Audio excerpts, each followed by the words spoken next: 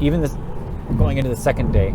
Oh wow, did you see that? All right, so we lost 49 miles, which is about 17% of the battery. Hey everybody, good morning. It is Monday, November 29th. I am on my way down to Kankakee County. I am located in the northwest suburbs of Chicago. I'm driving a Model 3, a long-range rear-wheel drive 2019 model. And we're gonna see if full self-driving beta can take me all the way there. It is an hour and 22 minutes. We're going 154 miles round trip.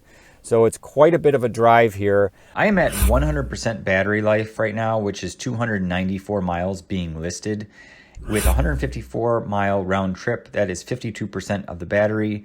So I expect to get back with 48%, but of course there's going to be a derating based on the weather and tires and a bunch of other factors. At 100%, I am at 294 miles listing. I used to, not that long ago, get a 300 mile listing. This is a 325 mile range Model 3. The new models come out with 358 miles. I think that's a fantastic range, but just bear in mind when it is cold outside, it's 46 degrees Fahrenheit, you do lose quite a bit of range, about 30% in the middle of winter. I'm not anticipating that we're gonna have to stop to charge, but I did get new tires, so that is a factor I have not taken into account here for this trip, which I have made regularly in the past in the middle of the winter without any issues. So we're gonna go ahead and see how full self-driving beta does.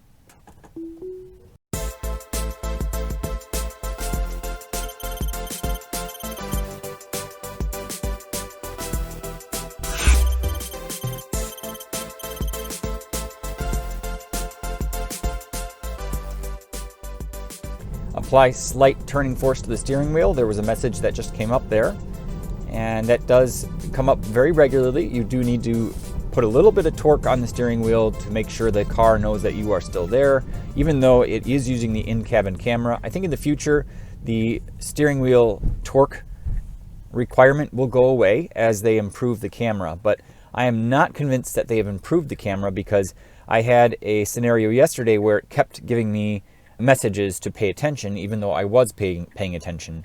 And I don't know if they changed the way the camera looks at your face or how that's been done, but it's definitely different from 10.4. I've observed it's a lot more sensitive. So it is creeping forward here, and it's waiting for its turn here. And if it goes right now, yes, that would have been an accident. I'm glad it didn't go. Now we are clear. Let's see if this can do it. So there are cars in the other left lane, and now it pulls out. I'm gonna have to, okay, it actually accelerated very nicely there. So there is a car coming up behind us. Made me a little bit nervous there, because it should have gone sooner than that to avoid having this person come right up on us. So we are at 40 miles per hour right now, and this person behind me was previously pushing about 42, 43, I would say. But we are not annoying them too bad here. So I'll let the car just maintain a 40 mile per hour speed. I do like the fact that with full self-driving beta, you can bump it up past that 5 mile per hour limit. With autopilot on standard street roads like this, or full self-driving without the beta enabled, you cannot go any higher than 5 miles over the speed limit on various roads.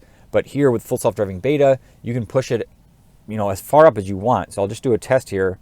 46, 47, 50, 51, and when we come up to this intersection, so I am on Gulf Road, and when we come up to Higgins here, it's a interesting intersection. I've tested this many times in previous videos. It has yet to execute this flawlessly repeatedly. So it has done it once, and that was the first time I tested 10.5. Here we are, it needs to get in the right lane, and it's once again not doing it soon enough. So that was definitely a fluke. I'm gonna take over here to get in the right turn lane, and I'm gonna report that. I was really hoping that had been fixed, had assumed it was fixed, but that was an incorrect assumption there. So, all right, we'll go ahead and turn it back on.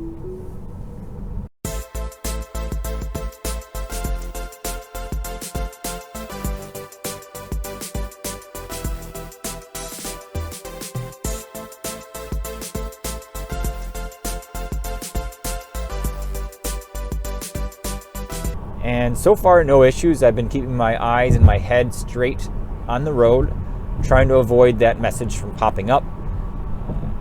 Got a lot of that the other day. Really annoyed me. Not sure what was going on.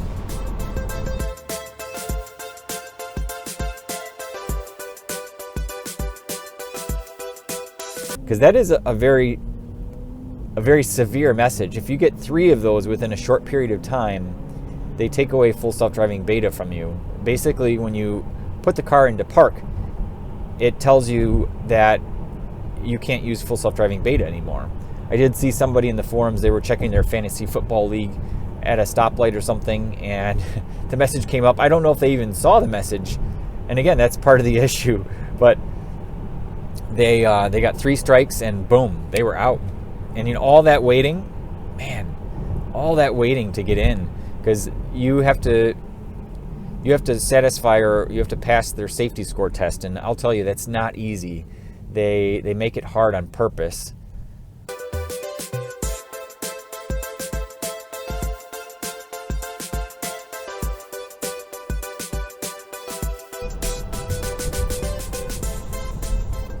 All right, and we are gonna have to get in the right turn lane, and it is getting behind this person. Okay, I'm gonna let it do this. So they're turning right here. I normally would not have done this, but that's fine. I'm gonna step on the accelerator just a little bit to be polite to the person behind me and apply slight force to the steering wheel. It's braking here for some unknown reason. Seemed to be a little bit confused there, so I had to nudge it forward. Not sure what that was all about. And slowing down here, we're gonna make this turn. Just adjusting my bag. I don't want it to fall over in the front seat here. Okay, well done there. And now getting onto the highway.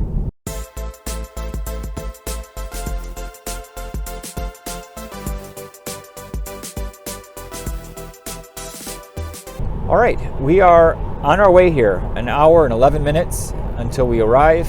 So I am gonna go ahead and get started on my breakfast in the car here.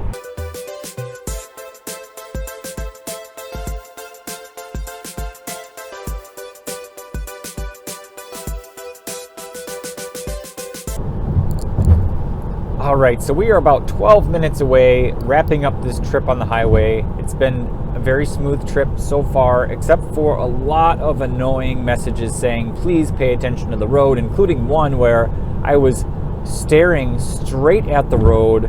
So they're making it a lot more difficult for people, for sure.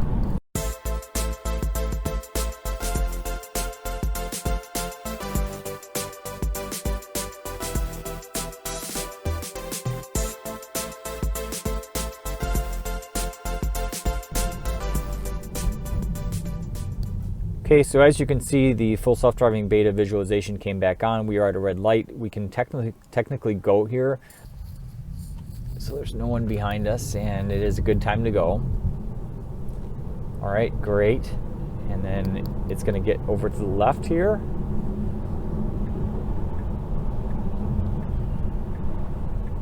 All right.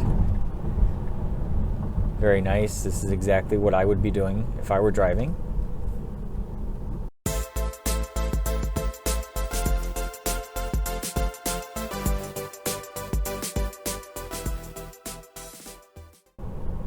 And we need to get in the left turn lane right here. And as soon as it's available, we get in the left turn lane. That was well done. It can go, but it would be very, very challenging if it did. And now we're hanging out in the middle of the road. Very dangerous situation. Should not be doing this. I'm gonna have to actually cancel out of this and back up. Very dangerous. Should not have done that. Oh, they're letting me go.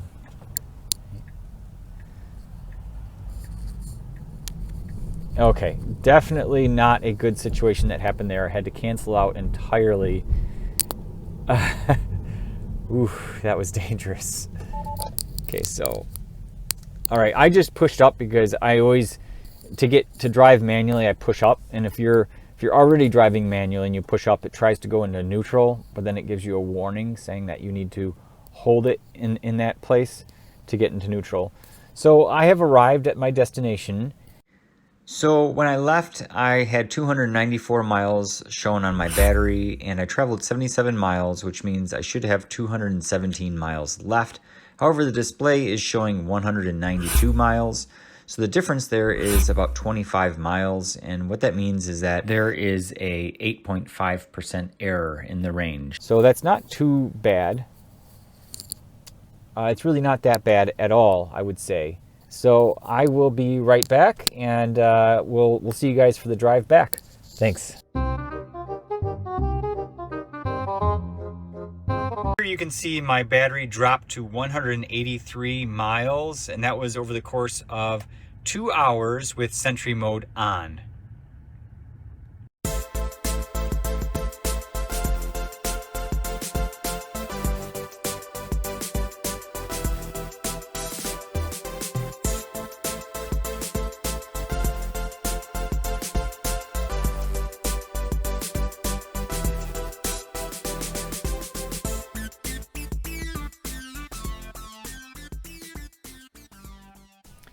All right, so we lost 49 miles, which is about 17% of the battery from 100%.